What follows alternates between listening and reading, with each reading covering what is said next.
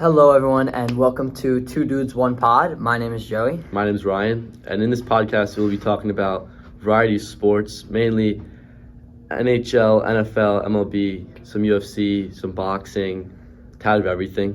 Mm-hmm.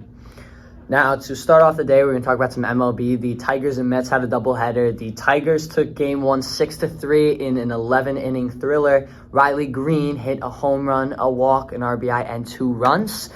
And it left the Mets winless. But Game 2, the Mets got their first win of the season, becoming 1-5 with a 9th-inning rally, a home run by Pete Alonso, as well as a walk-off single by Taylor. And they won that game 2-1. And the Pirates beat the Nationals 7-4. Connor Joe put up a home run, 2 walks, 2 RBIs, 2 runs to keep the Pirates hot. Now, the Marlins-Cardinals, the Marlins stay 0-8. I'm not sure what's going on over there, but they lose 8-5 to the Cardinals. Jake Berger of the Marlins, though, did have 2 home runs, 2 walks, 2 RBIs, and 2 runs, but it was not enough for the Marlins. And then 2 other games. Guardians beat Twins 4-2. Royals beat White Sox 10-1. They destroyed the White Sox. Now, for our top picks for the MLB section, I'm going to take the Dodgers over the Cubs today. And I'll take the Tigers to beat the A's. And that's going to wrap it up for NBA. And now transitioning to the NBA.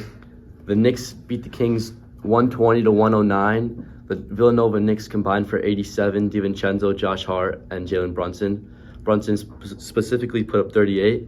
And the Knicks mounted a 21-point comeback to defeat the Kings. In the Heat versus the Sixers with a nice little comeback win. They won 109-105. Maxey dropping 37, 9, and 11. And the poor fourth quarter shooting for the Heat is what led that game. Not what you want to do right as playoffs is coming around the corner. Next game's Rockets lose to the Warriors 133-110. The Splash Bros each scored 29 points. Golden State gains ground in the West play-in. And in the Nuggets-Clippers, the last game, the nightcap, the Clippers won 102-100. Jokic's 36 was not enough, and now this gives the Timberwolves one extra game to get in front. And now our picks for today. I have the Pistons to beat the Grizzlies. I have the Heat to beat the Rockets.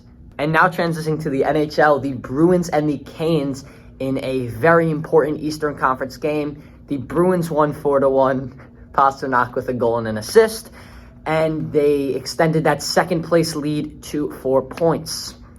Next game, Penguins beat the Capitals 4-1. Penguins take a vital game for the win for the East playoffs push. Nedeljkovic was the star of the game, 30 saves, .968 save percentage. Nice show for the goalie. And in the Avs versus the Wild, the Avs won 5-2. McKinnon with a goal and 2 assists. The Avs stay in that West #1 race. They didn't want to fall too far behind, and they didn't do that by beating the Wild. So the rest of the NHL games were Lightning beat Canadiens 7-4. Panthers destroy Senators 6-0. Islanders beat the Blue Jackets 4-2. Predators beat the Blues 6-3. Jets beat Flames 5-2. And finally, the Kings beat the Sharks 2-1. And for our top picks, I'm going to take the Avalanche over the Oilers in a big Western Conference showdown. And I'll take the Golden Knights to defeat the Coyotes. Now going to the Final Four, we're going to go over our picks here. I am going to take UConn and Purdue to take my games. And I'll take UConn and NC State to upset Purdue. I mean, that's just insane. I don't know. I think Burns' body's eating the paint. He put up 29 against Duke, 24 against Oakland. I mean, who did he go against in Duke? Filipowski? Like, what are we doing? Edie's a different dog. 20 against UNC in the ACC chip. Against Baycott. 20? You think 20 is going to be enough? Edie's going to drop 40 on him. Edie's a skinny little shrimp, like, honestly. I mean, Edie did just drop 40 yesterday. Yeah, but with Burns in the paint bodying him, he's just too big. Really? Yeah. Yeah, but his hook shot, I mean, he's got the best hook shot in all of college basketball. All right, fine. Okay, on defense, yes, Burns, well, I don't think he'll be able to keep up, but he's going to get help from other defenders. I think on offense, the NC State Wolfpack will be able to get it done. I mean, if that's what you want to say, I don't know. For UConn, I just think Klingon's going to be too much. I think he's gonna have a big game, and of course, Cam Spencer can always knock down a big shot when they need him to.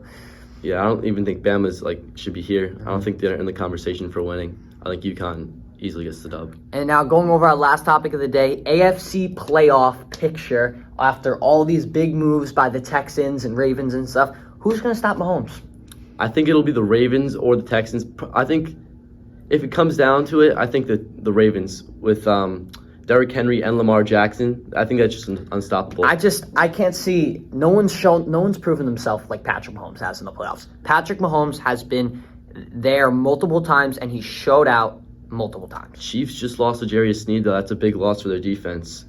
It is, but they also just got Marquise Brown from the Cardinals, signed him. Even with Rashid Wright's legal problems, that's still a big pickup. Yes, true, Joey.